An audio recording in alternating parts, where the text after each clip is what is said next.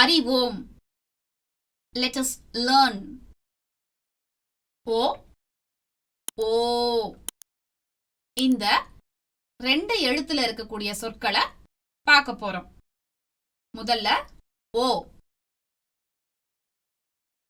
1 9 ஒட்டகம் ஒட்டகச்சிவிங்கி 1 9 ஒட்டகம் ஒட்டகச்சிவிங்கி இந்த 4 சொற்கள்லையுமே முதல் எழுத்து ஓ. அடுத்தது ஓ.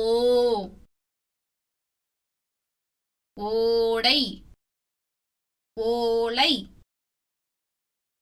ஓவியர் ஓணான் ஓடை ஓலை